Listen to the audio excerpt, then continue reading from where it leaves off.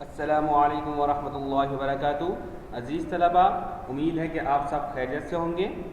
آج اردو کے مضمون کے تیسرے لیکچر کا دوسرا حصہ ہے اور لیکچر کے اس حصے میں ہم اردو گرامر کے متعلق پڑھیں گے۔ آج کے سبق میں ہم پڑھیں گے صفت موصوف۔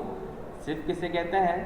صفت کسی اسم کی خوبی، خامی، وزن، تعداد یا حجم کو اس اسم کی صفت کہتے ہیں۔ موصوف جس اسم کی صفت بیان کی جائے وہ موصوف کہلاتا ہے۔ جیسے میٹھا سیب، میٹھا کیا ہوا؟ صفت ہوا، اور سیب موصوف ہو گیا، کیونکہ سیب کی تعریف کیا بیان کی جا رہی ہے کہ سیب میٹھا ہے، تو سیب موصوف ہو گیا، اور تعریف کیا ہے؟ میٹھا، تو میٹھا صفت ہو گیا۔ ذہین لڑکا، لڑکے کی تعریف بیان کی جا رہی ہے، لڑکا موصوف ہو گیا۔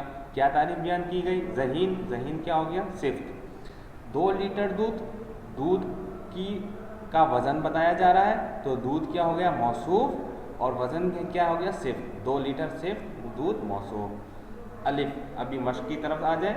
مندرجہ ذیل جملوں میں موجود صفت موصوف الگ الگ کر کے لکھیں۔ جملے ہیں، صفت پھر موصوف۔ اسد بہت بہادر لڑکا ہے، صفت بہادر، موصوف کیا آ گیا؟ اسد۔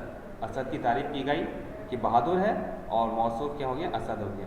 نیلا آسمان سب کو اچھا لگتا ہے، نیلا کیا ہو گیا؟ صفت ہو گیا، کیونکہ اس میں رنگ بتایا جا رہا ہے، اور آسمان یہ موصوف ہو گیا کیونکہ آسمان کا رنگ بتایا جا رہا ہے۔ یہ نئی میز کون لایا ہے؟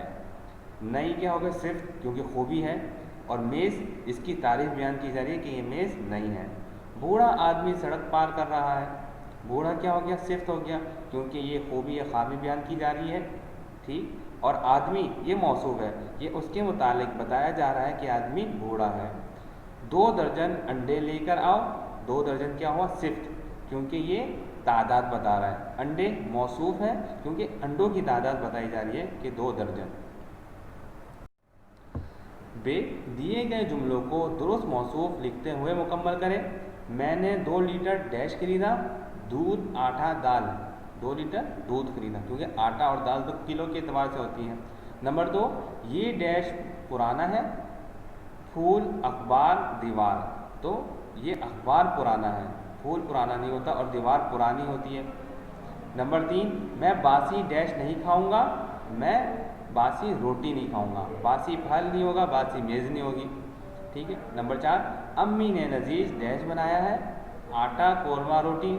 امی نے لذیذ قورمہ بنایا ہے، کیونکہ لذیذ روٹی نہیں کہی جاتی، اچھی روٹی بنائی ہے، خوبصورت روٹی بنائی ہے، لذیذ نہیں کہی جائے گی۔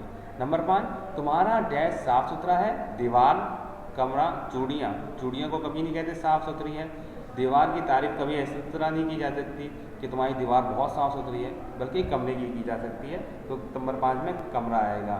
امید ہے کہ آپ کو آج کا لیکچر سمجھ میں آیا ہو۔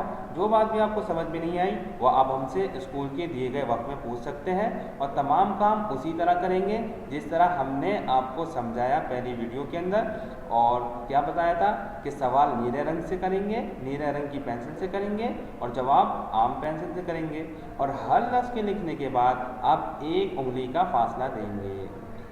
السلام علیکم ورحمۃ اللہ وبرکاتہ۔